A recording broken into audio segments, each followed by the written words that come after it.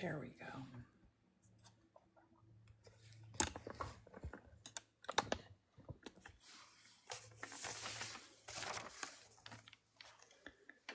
Aha. Okay, so I'm gonna try to do the recording this time, see if we can Yeah, get it. yeah, I'm ready. Okay, all right. So let me get to my record button. Okay. 3, 2, 1, go. Oops, I already pressed it. That's okay. Okay, go. Okay.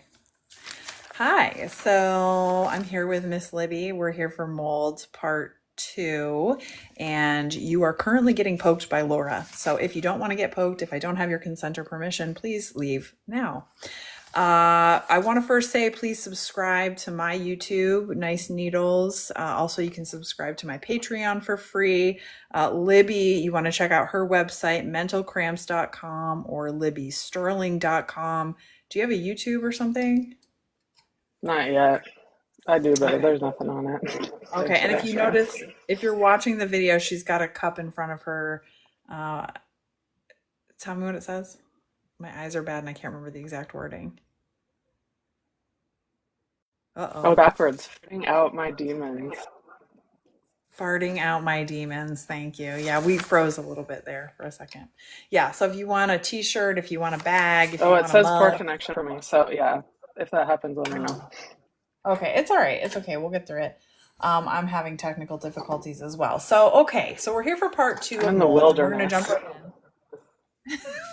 in. You are in the wilderness. Yeah, you're in Alaska. We should tell people. She's in a special place. So if you haven't seen Mold Part 1, I really would encourage you to go back and watch that because we're going to kind of pick up on that conversation. Today, what we want to cover, our goals are to talk about Libby's recovery process, how she is today, how, what kind of happened, what transpired, and then a bunch of philosophical stuff that kind of came up in our pre-talk for this interview today. So I'm going to start out with some of that and just give some thoughts, and then I'm going to give Libby the floor. So what I have for the title of this podcast today is, what does the Bible say about mold? And Libby at some point during this introduction may tell us what the Bible says about mold because it's in the Old Testament. It's Leviticus, if I remember. She'll tell us exactly. Very interesting stuff. And what that made me think of, and the way I wanted to open this today, is the idea that there are things in the world that are very ancient and old and have a lot of wisdom, but because they are so ancient and old and they have survived, they have survival skills way beyond what humans do. They've been around longer than humans. They will probably be around after humans. Mold and fungus are one of these things. They're survivors. And as such, there's a lot we can learn from them. And Libby and I talked about this yesterday, and I hope it comes up today. The idea of mold and fungus as a teacher and as a guide. And yes, they shift our paradigm. They can screw up our whole lives. They can take away everything we have, our home, our possessions, our health, but they are the survivors. And so they are actually here to teach us what we're not doing well, what's not working for us as humans. And they force, by way of disrupting the paradigms that we live in, this kind of rethinking and change. And we were sort of reflecting on how that's the time we're in. And so mold in a lot of ways, I think, is sort of a teacher of our time, and that's a perspective. If you're in the middle of something, I don't want to trigger anything. I'm not trying to be toxic here, but as a teacher. And so really quickly, I wanted to say, as something to relate to, when I went into Chinese med school, which to me was very foreign, I was really skeptical. I was very Western minded, very middle American person, not at all exposed to anything like I went to study. And because of that difference in paradigm, Chinese medicine, which is formalized and, you can study it, you can test it, it's like tried and true.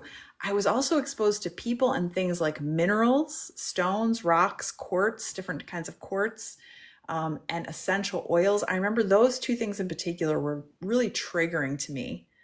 And I want to connect those ideas of these things, stones, rocks, minerals. They're very old and they contain a lot. We need minerals. And you can measure the energy of stones, right? They can run a watch. They can do lots of different things. And it's measurable. So there is information there. And the same thing with essential oils. They are essentially the oil, like the stuff that's the most potent of plants. But I remember saying to a teacher of mine who I really respected, I don't understand why people who want to be legitimate and scientific are like also including minerals and oils and things. And essentially this is what he said. He said, because they're so old, they're older than you or me or anyone we've ever known. They've been here way before us and they will continue to be here after us. There is wisdom, there is ancient wisdom and information in these substances. And no, it's not going to come cognitively. No, you're not going to find it in a medical journal. It's something to be sat with. It's something to put in your body. It's something to hold. It's something to feel and experience, but there's wisdom there. And so he turned me on to minerals as healing tools. He also turned me on to oils as healing tools by explaining the same thing. You're getting the densest, most potent information from these plants and the oils. It's dense, it's thick. And it's this way of receiving healing and information and knowledge, ancient stuff that is synergistic with our bodies and teaches us. So minerals and oils, mold, I don't know if anyone's going to follow me on that, but ancient, old things. Mold has been around forever, which brings me to the quote or the passages that Libby told me about yesterday, that mold is in the Bible. And the Old Testament actually talks about mold, how to deal with mold. So I don't know if you want to talk about that. Shall we have a little reading? Let's do a little reading. Yeah, thank you. And I'll just transition saying, like, I was really excited when you brought up the thing about minerals because that's been, just from like a symptom perspective, like mineral imbalance has been such a challenge for me throughout this whole mold illness. Hopefully you can hear me. I keep getting things for poor connection. So, I can hear you. Yep. okay, if not, just let me know. We'll adjust. But yeah, I only learned about this passage from Leviticus a few months ago. So well over a year into the mold journey, but it's instructions. It's Leviticus chapter 14:33 for those following along at home in your Bibles. And it's very, I won't read the whole passage, but I'll read a couple verses out of it because it's very specific. This is like the Lord speaking to Moses and Aaron, okay? And he's talking about working with a priest, working with like an authority figure, who, so you're not alone in this. That's part of it. So I'll start the instructions, like verse 35. The owner of the house must go and tell the priest, I have seen something that looks like a defiling mold in my house. Some other versions call this mildew. It depends on which translation of the Bible you have. But the priest is to order the house to be emptied before he goes in to examine the mold. So we had to do that. We had to, eventually take all of our stuff out of this house. He is to examine the mold on the walls, and if it has a greenish or reddish depression that appear to be deeper than the surface of the wall, then they should close it up for 7 days, basically. And that's big. Like, people are like, oh yeah, I have mold on my windowsill, or, that's a common thing in homes. Like, this is deeper. Like, as soon as you see mold on a surface, especially a porous surface, and their homes were made out of stone and clay, so there's, some porous clay. Yeah, you're just seeing it's like an iceberg. It's like the tip of the iceberg. There's so much beneath it. So 7 days. On the seventh day, the priest shall return to inspect the house. If the mold has spread, he is to order that the contaminated stones be torn out and thrown into an unclean place outside the town. So like the dump or the where they put dead things in those times. And all the inside walls of the house must be scraped, and the material that is scraped off dumped outside the town to an unclean place. And then they're to take other stones and replace these and new clay. And then they wait. If the defiling mold reappears, then the house is unclean. It must be torn down, its stones, timbers, and all the plaster taken out to the unclean place. Anyone who goes into the house while it is closed up will be unclean. and on and on and on. Like all the wash your clothes, like it's very specific instructions. And I thought that was really, really interesting because in this modern era where we know everything, right? It's so hard. It Right. was really hard for me to find information and instructions, like both from a building construction standpoint, remediation standpoint, and also from a medical standpoint of like how to deal with this and how to keep my health, my husband's health. So this is pretty straightforward. Of course, we have to translate it to modern times, but it's like bottom line, it's a problem. It's not good. We build homes differently nowadays. We have all kinds of different building materials and that are more prone to mold. We close up our houses tighter. So yeah, an ancient thing, but also we talked about how it's kind of a modern problem just because of the home construction. Um, And and climate no change. matter what the reason is for the mold, it's like yeah, and climate change, like it's raining a lot more in certain places.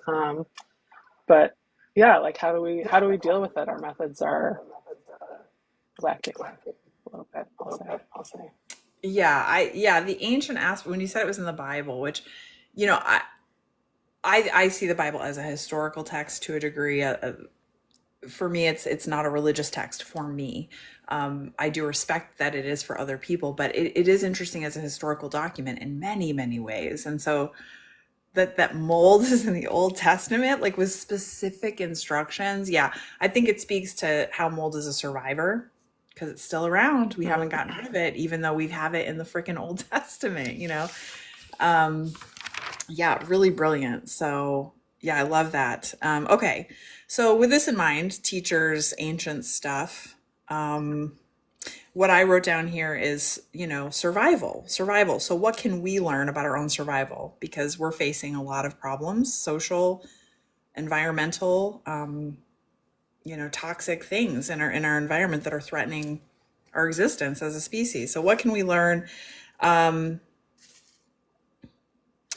And I think what I wrote down here is that because I'm going into our conversation yesterday and talking about this interview and how, as you're about to explain to us with some of the things you went through, that initially, okay, here's what I want to say. When we go through a healing journey and a healing process, and this is something I have to walk through every patient with, and commitment level with patients, the availability of money, there's so many limiting factors to healing: time, money, energy. So I know this when people come to me. People are looking for hope, they're looking for solutions. But one thing I know as a healer is that it's always a journey. And the type of healing that I do, and I think some of what you have figured out and that we're going to talk about today, is that it's always a journey. If I on day one could say to you everything that you now know, you would have heard all of that and you wouldn't have necessarily done any of it or as much of it because it didn't mean the same thing. It was the triggers of change that came on the journey that allowed you to break certain paradigms in your thinking and how you look. Like, this is why it ultimately is a teacher, because it can change everything. And so we were talking about the Western medical paradigm and breaking that, which seems unbreakable, seems solid, seems like a permanent fixture. It's not. It's actually a very new thing. It just has a lot of money. So breaking that paradigm, the Western capitalist model, consumption, like how do we break that? Our personal life, our work life, our self-care, our community, like the structure we live in, mold disrupts all of that when it comes into your life as a toxic thing. And so something you said yesterday was prepare to be disappointed, prepare to be let down, prepare to not have a journey from here to there, because not only is mold outside of our paradigm, and it disrupts and scrambles things in a way that it's gonna disrupt your life, but also we are individuals. We are the carrier of the pathogen. We are not the pathogen, and we discount that everyone is different. So therefore everyone's journey to healing is going to be very different, and mold in particular points this out because it really does affect everyone's life differently. And then our access to information, not all of it. So prepare to be disappointed.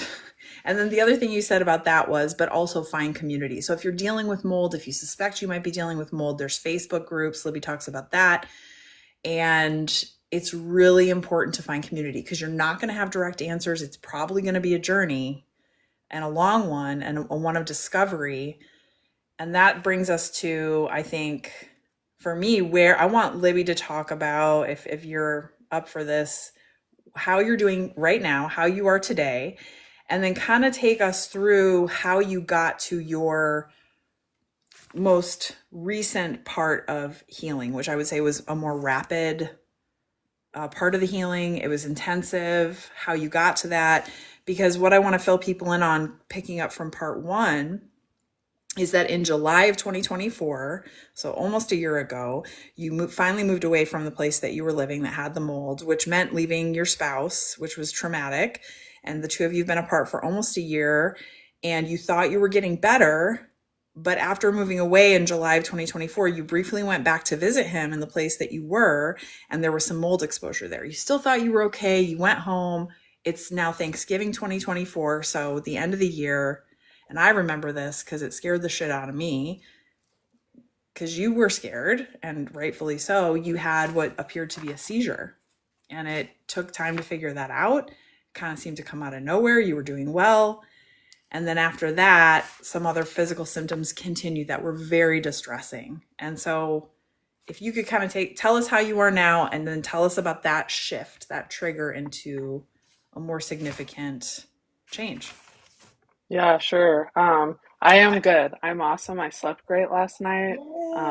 My bowels are moving, like TMI, but like that's all stuff that you don't take for granted after having such a challenge for, over a year and a half, is how long I've been doing this.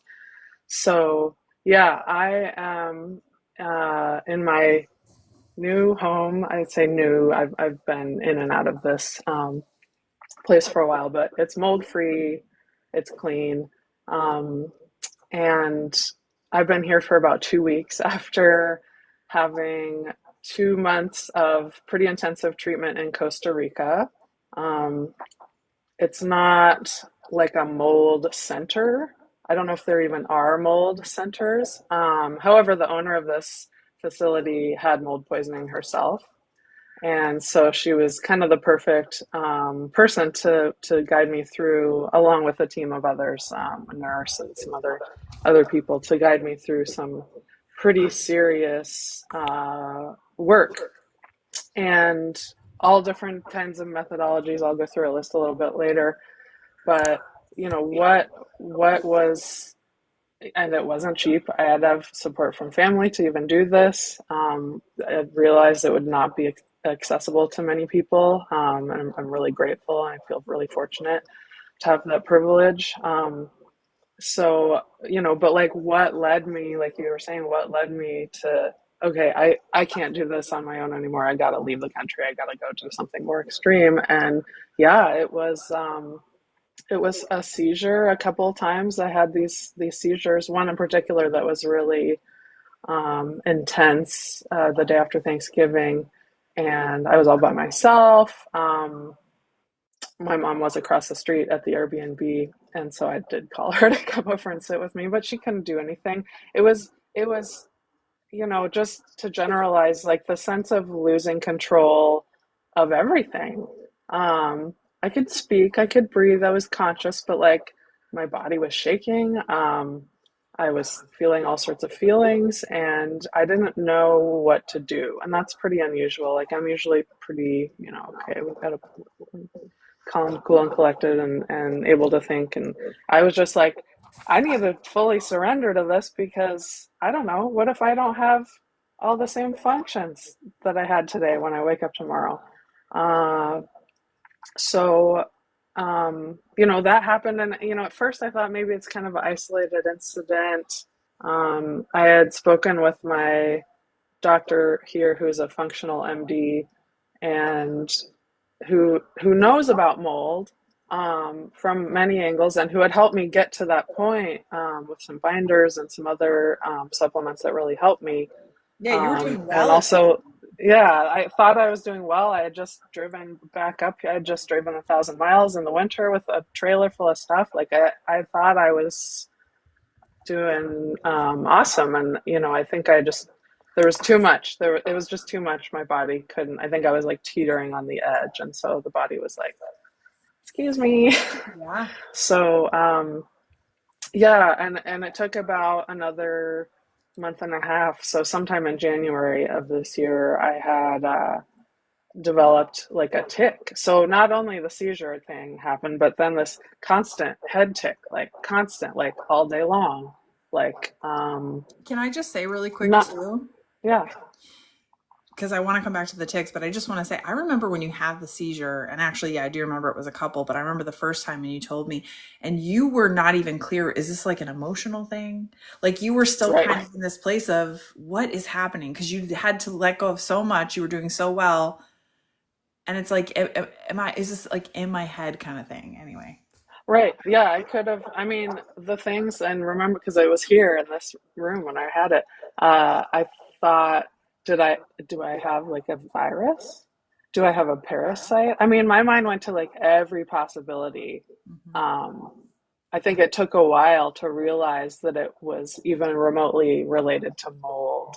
I mean, everything has been related to mold, so I knew that was a possibility. But at first, I was, is this food poisoning? Is it, all those sorts of things were kind of my first go-to. But I think I it's think still that ultimately it diminishing. was some sort of release. But Don't you think yeah, it's still that diminishing of mold? Like that's what I think I've learned about this is how oh powerful sure, it is to diminish mold. yeah. Which as a person suffering from it, to keep doing it, I mean, that just shows kind of the mindset change that like even I had to make even after suffering from it for years and years, which does give me a lot of compassion for people in my life who don't understand. And like going back to what you said about having community, like most of the people in my life don't understand. Like I would say that my husband's the only one who really, really understands. Like I've ran into a few people that said, "Oh yeah, we had mold," and but it affects everybody so differently, and so finding a community of people online, which I only found recently. I wish I would have found the Facebook group sooner, but it is what it is. I'm not really on Facebook, so um, yeah, the that just hearing the validation of someone else experiencing the same thing, like, hey, anybody else having a really hard time with your electrolyte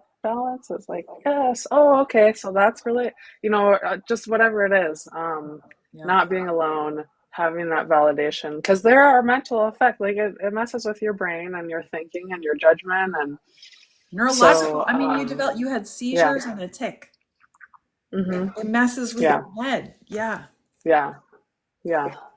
And so that led me to Costa Rica, which, had always been in the back of my mind. I knew this place existed. I've been down there before, not as a patient, but just visiting. And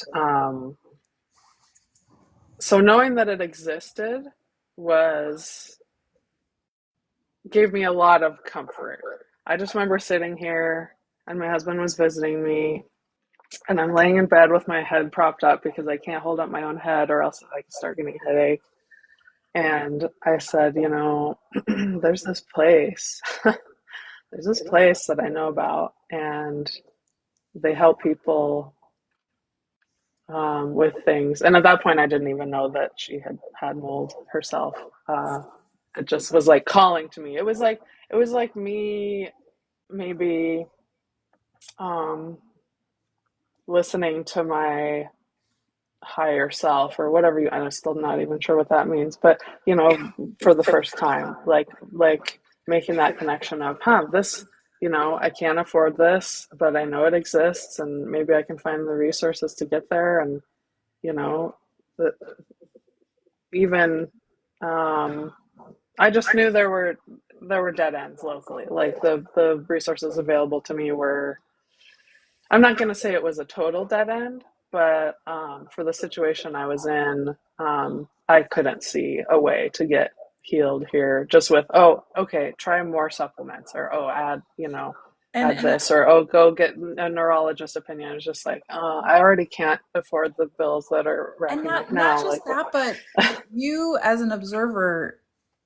you were exhausted. You were done. Like, Hmm. not only had you been going through this for so long, but you were not listened to, you were not supported, you had to leave your home, you were like displaced, you lost all of your belongings. Like, this is a tsunami, this is a tornado, but individual. Like, there's no Yeah. support, there's no recognition. So there's the mental exhaustion, the emotional exhaustion, and then you were physically exhausted. Like, by the time I saw you get the ticks, I was so relieved when you did take that action and you did listen to whatever that voice was. And that's a different talk. But so I got to watch you go through that. People on TikTok did a little bit too. You made cool TikToks from there if people want to go back on your page. But can you tell us about what the treatment was in Costa Rica? Just give us an idea of what you discovered and what you went through. Yeah. Yeah. So the main, it was a lot of traditional, non-traditional, um, which even tradition is has a different meaning depending on your perspective. So, but combo was the main medicine, and that's the name, that's the main uh, thing that they do at this place is combo, which is a secretion from a frog from the Amazon. It's gathered ethically from the frogs; it doesn't harm them, and they're let go immediately after the secretion um, is collected. But it is, people can research it. It's there actually is a little bit of research about it. It is available in the United States in some places. Um, it's kind of to oversimplify it, it's kind of just like a mass detox. I had it once before the mold, um, as like a one-time thing, and it kind of is like it's goes in and they apply it on your skin and it goes through your bloodstream and it just kind of like search and destroy like anything that doesn't belong in your body, toxins, um, parasites, like whatever doesn't belong in your body. It kind of goes and grabs it and like pulls it out, and it comes out either this way or the back way. So it's good detox. Like it made sense. Okay, combo. I'm going for combo. And the thing is, I usually it's administered kind of like with intensity. It's like an intense experience. And I was not up for anything intense. I was like, I don't Was think this I the could first even thing you did when have. you got there? Was combo as the first thing? Yeah, yeah, first thing. And I had several. I think I had 9 treatments, little ones. So kind of like the microdose type approach, because that's what I needed. I was too easily overwhelmed by anything. So everything I needed to have needed to be gentle. So yeah, that was one. I have a list here. Obviously a clean environment. I will say, like going to Costa Rica, a lot of places that I've stayed in, it's a humid environment, and I was in the dry province of Costa Rica. That's very important, not the rainforest, but still, like these Airbnbs or whatever that are closed up all the time when nobody's staying there, and then you get there and it's been closed up, and like there is a little bit of a funk in places there.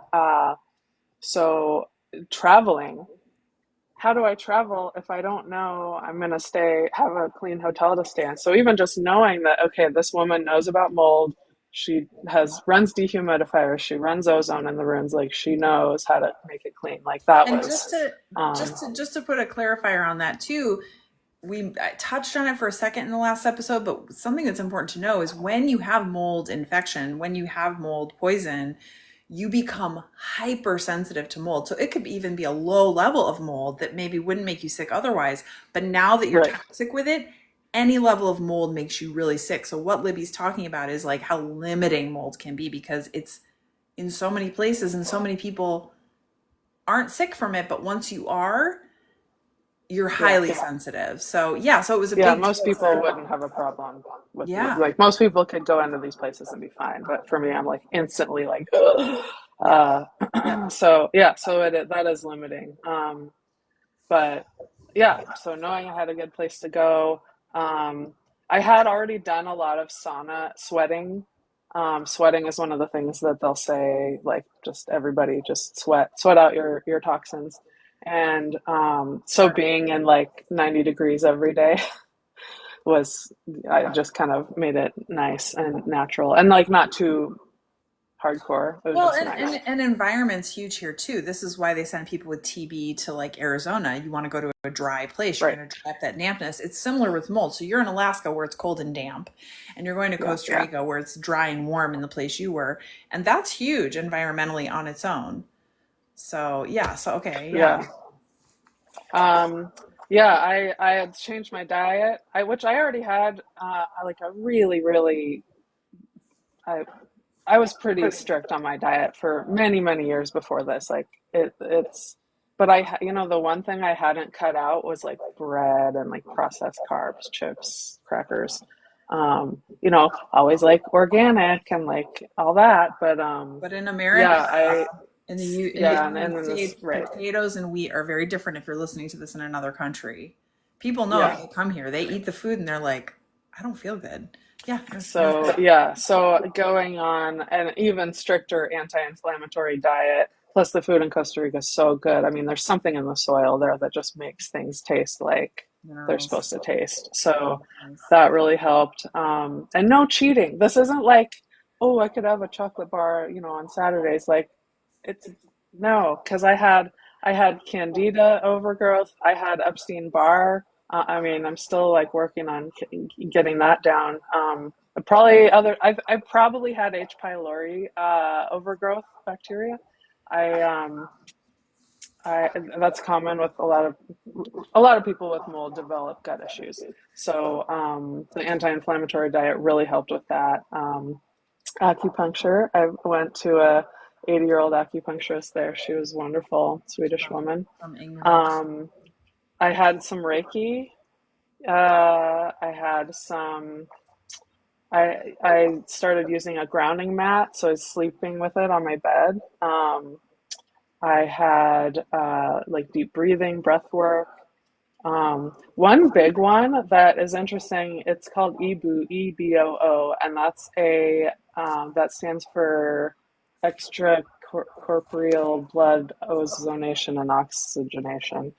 So it's like a dialysis type thing, like blood comes out one um, arm and goes and gets filtered, ozonated, oxygenated, and then comes back in the other arm clean. Forgot about that. And I had 2 sessions of that, which is not cheap, but I think very worthwhile. It, they claim it removes viruses, bacteria, fungi, heavy metals, just like any sorts of toxins that are in your bloodstream, Wait, biofilms. that reminds me of what you said yesterday.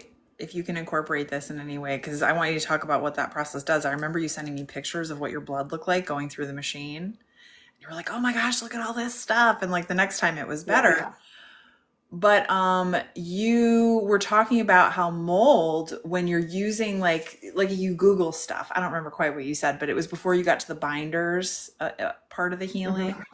And that before the binder, the thing that took the mold and pulled it out of your body, that everything else you were doing essentially, because mold's a survival thing and it knows Oh, how to right, survive, basically you would just go through the detox over and over because it would never leave your body. It would always be go back in, go back through the liver, go back through the blood. And so you were just kind of going right. through detox over and over until you could pull it out. And so I think the blood cleaning that you're saying it was so profound, it makes sense to me. That's a whole other topic, but yeah. Yeah, thanks for bringing that back up because that's what, to kind of jump back in time, oral binders are really commonly, offered as advice for anyone who's dealt with mold or any sort of toxic exposure, activated charcoal, bentonite clay, chlorella, or which I didn't take bentonite clay, but I tried, the other two. And then cholestyramine is a prescription medication that's intended for cholesterol, but it works really well as a mold binder. So I did use that last summer for a couple of months and noticed a big difference. So what it's doing, like you explained, is it's grabbing these mycotoxins that are in your, like, all over your body, bloodstream, digestive tract, and the liver's working so hard to filter that stuff out, but then it just goes back into your intestines, and because they're so small, um, that you don't poop them all out. They get reabsorbed. So you just become this cycle of like detox, reabsorb, detox, reabsorb, and like And a everything lot of gets people so don't know this. exhausted. And a lot of people don't know this about the large intestine. People tend to think, well, if they know anything about digestion, a lot of people, if you know what the small intestine does, they think that's where we get the coming and going, that's the passable boundary within our digestion. But the truth is, your large intestine does the same. It can also take things in and let things out. Both intestines work that way. So yeah, mold out through, yeah. And I'm sure I had this, leaky gut people talk about. I mean, my gut was just like ravaged. Everything was Yep. ravaged. So, yeah, so the e-boot, and I had worked on cleaning, like I had taken the binders, I've been doing the sweating, I've been doing like everything I can. And the e-boo was great because it took care of what I was having a hard time with. It helped, it was like we were working together on this as a partnership. So it takes out inflammation. The second time I went, they measure how much just like water comes out. And it was a lot of inflammation. Like I felt after both e-boo sessions, I felt lighter. I felt like I was Clean. like my blood was flowing smoother. The person I had Reiki from, I had 2 sessions, and she said, "Your blood feels heavy. Your blood is moving slowly."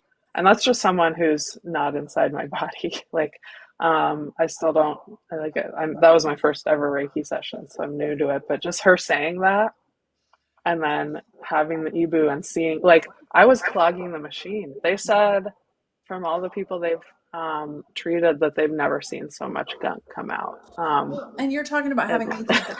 And people, we may have talked about this last time. I talk about it a lot, is how the small intestine works. It's such a delicate organ. And when we talk about leaky gut, mostly what we're talking about is the small intestine. And the small intestine, I believe the general statistic is it's about 7 miles long, but it just goes in your body like this. And the reason it's so long is that everything you chew and then gets swallowed and then your stomach churns up. Oh my gosh, I'm going to sneeze. Excuse me. bless. Whatever is left after the stomach does its job to finish the blend, it gets dumped from the jejunum into the small intestine. Well, the jejunum is the small intestine. And then for 7 miles, it goes through the small intestine. And the reason it takes so long and it has to pass is all that food gets ingested through little hairs called villi that are in your small intestine. So you think about how delicate but important that process is. And literally all that stuff goes right through and into blood. And then the rest of your organs take it from there, right? Cleaning it out, separating, whatever. And so leaky gut is where the small intestine is not right. The villi aren't right. The guardrails aren't there. It's degraded.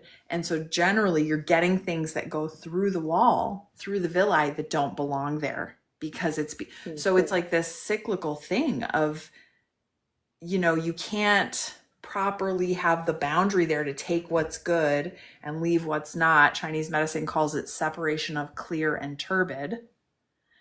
But then in addition, because it's going through the wall and then affecting your blood, now your blood isn't as good of quality. You can't produce the things you need for your body to heal. So it just continues to degrade. So That's such a good explanation. Yeah. So cleaning the blood it makes a lot of sense, and so that you can begin to heal. Yeah. Yeah. And this is, that for anyone like hearing about Ebu and being like, ooh, they did warn me, like, there's a lot of people trying to like use cheap machines and do this and like make you worse. So, with anything, you've got to use your judgment and do your research. Yeah. Go with trusted sources. So, So you did um, combo, you did diet, you did a non-inflammatory diet, you're doing the blood cleaning, the EBO. We're gonna do hashtags on mhm. these. And you meditation, And Reiki, grounding blanket.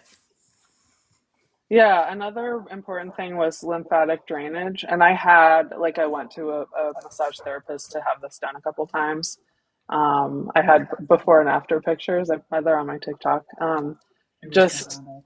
which that led me into doing a self um, lymphatic drainage thing that I do every day now. Like pretty, all these six point um, lymphatic drainage exercise, and some qigong does that too. Some I've been doing that. That's these little things that you can do for yourself regularly. And for someone in the situation that I was in, it's not a little thing. It's like you start seeing huge differences. Skin brushing, I started doing that as well. Huge differences. I mean, I saw rashes that had been on my hands and feet from the detox that I could, there's no creams you can put on or anything. It's just like I started the skin brushing and they just like start disappearing. So I had so many situations where I saw physical evidence of these practices working. I mean, I've done skin brushing before. I didn't continue because I didn't know how much of a difference it was making. And you only have so much time in the day, and like to see, okay, this actually works really well. Um, so that's another practice that I've kept up daily. So there's all this detox and all this detox, but there also was a real focus on replenishment. And since my gut was in the case that it was in, that was through IVs. So I had a lot of vitamins, minerals, glutathione, which is really important for detox. And then I had a course of NAD as well that was all administered through um, IV. And I haven't had any of those since I've been back in Alaska. It's not cheap. I needed it. I needed it. It really made a difference to kind of get me a few steps ahead of where I was. If I had the money, I wouldn't say I wouldn't do it, but Well, it took you to you a new you look up place. these. Yeah, it took me to a new place, and it was. I mean, I've come across some videos about influencers who do IVs, and there's all sorts of people Oh, saying yeah. there's all sorts of comments about that. I will just say when you need it, you need it. And I just So want to say, as again, as a witness, because we would sometimes talk and we kept in touch while you were going through all this, and watching you go from the seizure to the ticks, that the ticks scared the bejesus out of me. I can't imagine how you felt because you couldn't control your head. Like you said, it's like you're wearing down, you're wearing, like, what is happening? The ticks went away pretty quick from what I remember. yeah, And watching you heal really was, I mean, it was a slow process in some ways, but it was also rapid. Like you quickly got better. I mean, you're doing all the things. They're teaching you all the things. And when you would get the eye yeah, it thing, was I would see amazing. it improve. Yeah. Because a lot of the I mean, things, the biggest. Oh, sorry. I was just going to say the biggest challenge was after feeling that much better that much quickly was not to like go overextend myself, not to like go on a huge hike or go like, I mean, they had chickens and ducks, so I was in there playing with the chickens and cleaning the ducks thing out and stuff like that. So I had to like watch it, that's but something I have to say that to was a patients a much better lot. problem to have. When people come see me, I mean, this is so common. Like, it's literally a normal mantra of mine. There's two things I say. One is right after the treatment, and you found this out. I say, give yourself a little break, sit down, drink some water, because you come out acu-stoned, right? Like, you come Yeah, out in don't another get right place. in the car and drive somewhere. Yeah, and oftentimes you're processing and like, it feels good, but you're kind of in a new reality and you sort of have to adjust because people have left clinic commonly and they'll have little fender benders or like do weird things because they're not, I ran a stop sign. yeah, because they're, but Yeah. oh shoot, what were we talking about? What did you just say? Shoot, I hate it when, Oh, like replenishing and not taking it slow, not going too hard too fast. so one of the things I say to people after acupuncture is I say, listen, so they've been coming in, they've been suffering forever, no solution. They come in, they get needles and they're like, whoa, all of a sudden they have energy and they're focused. And so I tell people, listen, maybe you won't feel better. Maybe you'll suck a duck and say, this sucks and I'm never going to come back. I'm like, but on the off chance that you feel better and you have energy, I want you to rest. I want you to remember that energy is there because we brought it there and you need that energy to heal. Do not go out and paint your house. Do not Right. go out and Right. clean your basement because you're using up the energy we need to heal you. Yeah, Full that's good. stop. Full stop. Very important. So yeah, sorry. No, that's great. I mean, and they, the people working with me there would tell me that, and I liked going for a walk well, not every day, as much as I could, because there's benefits to putting out energy, or I do a difficult yoga practice or something like that, and like it would take something out of me, but it would also give me something. So, um, yeah. Anyways, and just to round out the list, the last I think it's the last thing. There's so many things that it's hard to remember. I mean, there was some plant medicine involved as well, but the last like official thing on the list of the treatment was the hyperbaric chamber. So I went to a hard shell, a hyperbaric chamber that got me, and I went several times. I think I made it up to like 1.7 atmospheres, or one, like almost two, not quite 2 atmospheres. And that was really interesting because, you're in there, and the concept is that you're getting more oxygen delivered to your bloodstream. Like you have an oxygen breather tube, and you're in the pressure. So it's just like pushing the oxygen into your cells. And the way they explain it is actually once you get to the higher pressures, that the oxygen becomes liquid in your bloodstream. And then it's so much more effective at being able to heal. I think they call it like a healing cascade. It can promote stem cell growth, like all sorts of stuff. And so yeah, that was so all these little things. I mean, it was a pretty intensive schedule the first 3 weeks. It was like there was something every day, but it was good. That's what I needed. And then the second month I was there, I continued with the hyperbaric a little bit, and with IVs, and the And how long were you acupuncture. there? Um, And two months total. you did yoga too. Yeah, yeah, I had some yoga. I had like personalized yoga a few times, and that was really cool because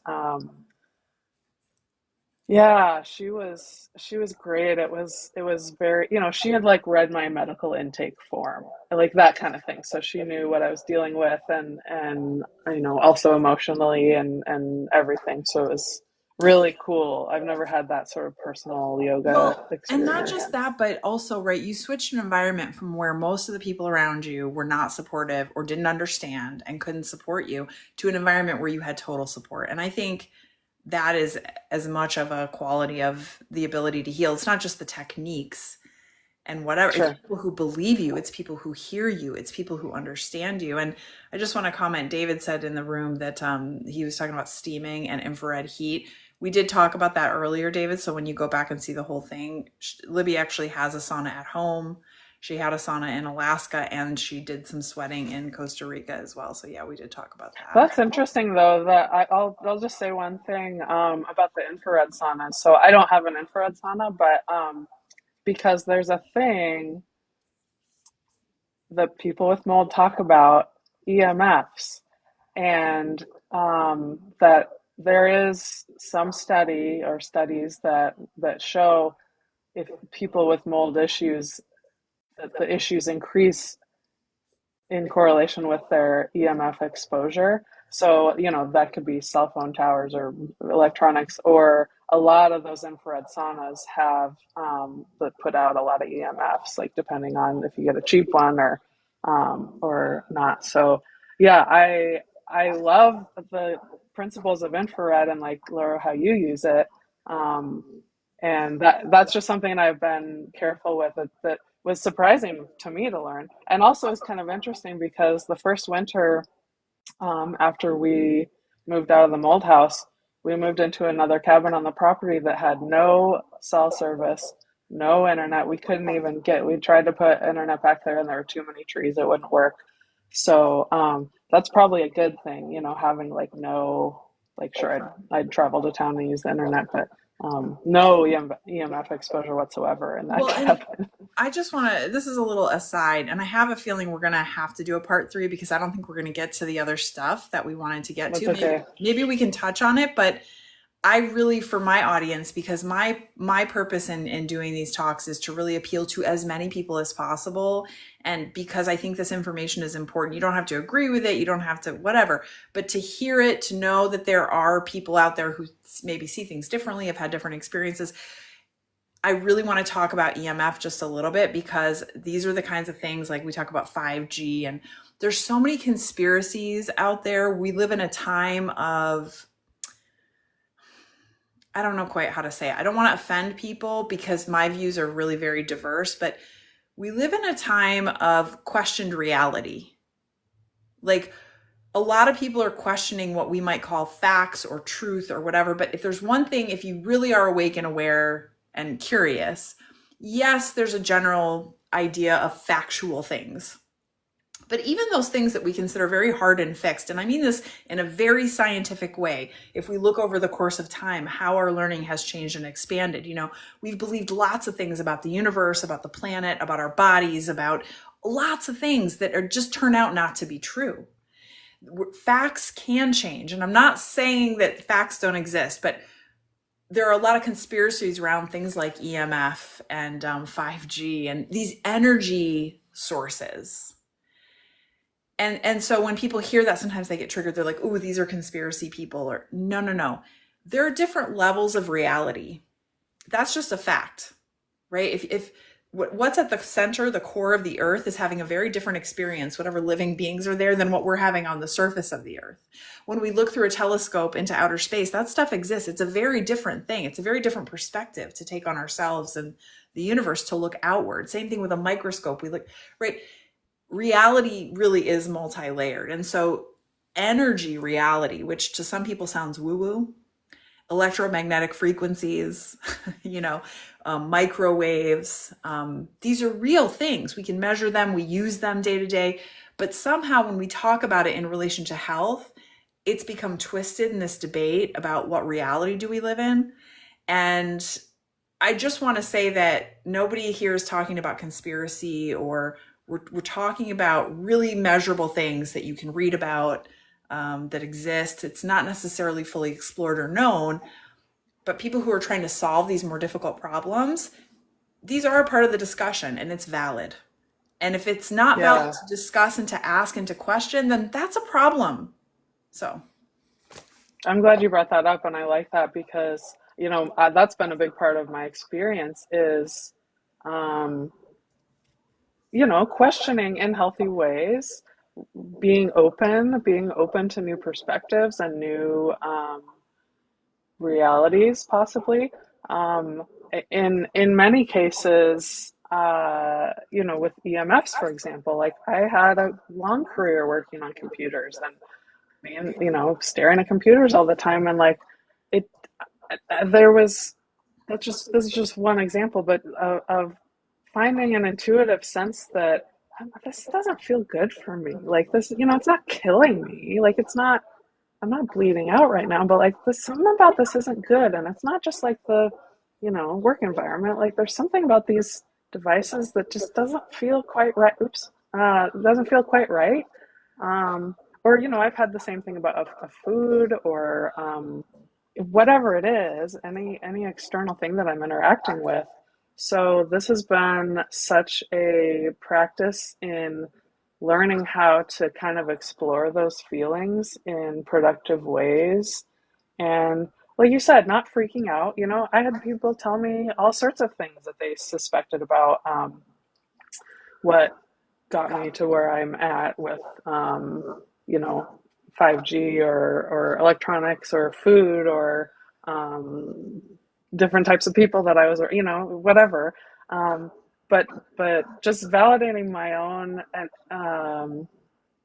senses, more than just the five that we know, like more senses, which I can't even really name them all, but that's been the biggest part of this whole thing and what's brought me to where I am now, along with all the help from all these wonderful people along the way, yourself included, is like, yeah, how do I listen to myself? What do I think about this? How do I feel? What's inside here? What's in there? Like there's a whole world in here, which really is what the mold pointed me to explore in a deeper level than I ever have. And I've been through some stuff. I've had chronic health issues before.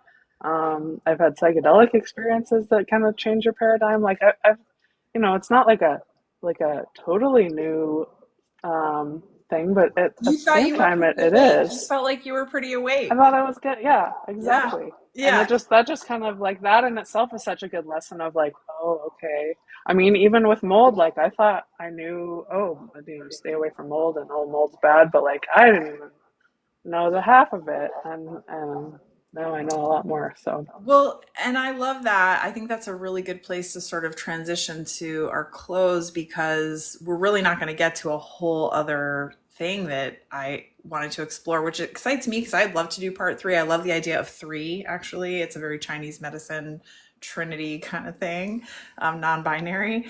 But I'd love to talk to you again about maybe more some of the more philosophical things that have come up, like you're saying, the way that it got you to shift into a mode where you really didn't even know like what you didn't know. And the reason, I mean, I think it's just good, but I love it because the biggest challenge in my medicine, what I practice, which is East Asian medicine, Chinese medicine, it's a different paradigm. And I did 4 years of school straight, actually 4 years and a quarter of school straight. I mean, all year long, nonstop, hardcore. And I came out with a ton of information, but my paradigm still had to click over because it was overwhelming. And just last night I had somebody, it happens to me a lot on social media where people will make fun of what I do. I'll say something and in my bio I say I'm a physician, and I am a physician. I could call myself a doctor, but I think that's triggering for people. But by definition I am a physician, legally, licensure, and the rest of it. But people think they know things they don't know, and so they'll make fun of me, they'll taunt me. Oh, you think you know? Oh, you call yourself, I get that a lot, poo-pooing. And the idea of that paradigm shift is so massive. And it's like we were talking about it at the beginning. You can't, with mold, for better or for worse, however you decide to view it, or wherever you decide to stand, mold is not a protocol for the flu or something. Like, right, mold is something that will take people on whatever journey they need to go on. It's insidious, it's opportunistic. It is going to change you in ways that are not predictable. The treatment's not predictable. There are protocols, but they don't work for everybody. And so this idea of it as a teacher and changing the paradigm, that's really, I think, where you start to get in these deeper healing philosophies where it does, I think, become bigger than the individual. It becomes about where we are as a world. And like you said, how do we build houses? Does that really work anymore for us? And will it work with the way things are going? I just think that that's so important, the paradigm shift, that it's a journey. It takes time. If you knew everything you knew now back then, it wouldn't have necessarily helped because you hadn't shifted into, oh wow, I like the breakdown, the yeah, disintegration of veils and facts and truths. Yeah. yeah. And if you just look at the facts that we relied on 50 years ago, 20 years ago, 100 years ago, I mean, they have changed so dramatically, and so we're still learning so much. Yeah. I definitely came from a upbringing of that we know everything, and like sure we haven't seen all the oceans, but like we pretty much know about all the fish and stuff. um, but this has just blown that out of the water. And there's a term for this, I forget what it is, but just of where we think we know everything, and when we realize that we don't, and just how big reality is, that is humbling and helpful to kind of direct our energies. And, in my case, a pretty limited energy that I've had in the last year, um, towards what actually does matter and what actually is going to help us to fulfill our missions in life, or contribute to the world in a meaningful way. So, yeah. I think humbling and hopeful is like the perfect thing to say, because it is humbling to see. I'm gonna go out on a limb and say, I mean, I think all humans need to be humbled and have work to do. But I would say, for me, my perspective, a white woman who grew up in the Midwest, who's lived in the United States her whole life, I would say I think that Western minds and Western thinkers in this day and age truly need to be humbled, because we really do think we know it all. We really do have this elitist idea that somehow we have the best. And all that is for me, a conflation of capitalist wealth as a whole and the idea that money can buy everything. All because when I went into Chinese medicine, I had that view. I was very arrogant and egotistical and skeptical beyond. And I had to have that skepticism fall by way of having things presented, triggers that made me go, wait, what?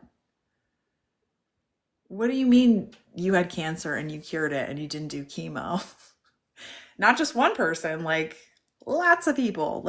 But if that were true, this was what I would say, things like this. If that were true, we would be doing it. We would know, because we know everything. Um, but the fact that humbling doesn't have to be, okay, it's making me do a puzzle. Sorry. The humbling is necessary. Oh my gosh, it's continuing to make me do a puzzle for some reason. Okay. It's a sign. Yeah, yes, we need to be humbled. It is not the worst thing in the world to admit we don't know things, and that there's, in fact, a lot we don't know, not just as Americans and Westerners, but as humans. We know almost nothing. And then to see that as hopeful, because it means there's so much we don't know. There's so many solutions. And I love that. I love that. I love that. Okay, so maybe we can do a part 3. Yeah, that's a perfect way to end it, I think. Cool. There's so much we didn't talk about. That's okay. Well, I think we talked for a couple hours yesterday, so yeah, there's a lot. There's a We lot talked that for an can hour. go. We talked But for an hour. I'm glad we got like these lists. I'm glad we got like some of the like logistical stuff out of the way, and out there, because that stuff I would have wanted to know at the Yeah. beginning of I would have listened to something like this and been like, oh my gosh, okay, I'm making notes, I'm gonna research all these things. And Yeah, I'm gonna do hashtags. so Let me ask you on air before we go. How do you spell mhm. combo or compo? Kambo. Kambo. Okay. Yeah, Kambo. correct. Combo. And that's the frog venom poison thing. Right. Okay. And then EB as in boy, OO. EBOO. Correct. Okay. And then lymphatic. Okay. Okay, cool. I'm going to do some hashtags. I'm going to put libbysterling.com. I'm going to, subscribe to Nice Needles on YouTube. Please, please, please. It helps me. I need to grow there. Go to Patreon. I'm going to hopefully post the audio there. We'll figure it out. And we'll be back. Well, it sounds like you're willing to do a part 3. So send questions. Yeah. Share this with everybody you know who might need some help. Cool. Thank you. This was fun. Yeah, you're awesome, lady. I love you. Thank you for being so open and sharing. And yeah. I love you too. Thanks for helping me so much during this whole thing. Oh my gosh, stop. We were just there for each other for sure. Sharing is caring. Yes, David. All right. Take care, everybody. All right. Take care. Bye. You got poked. Bye.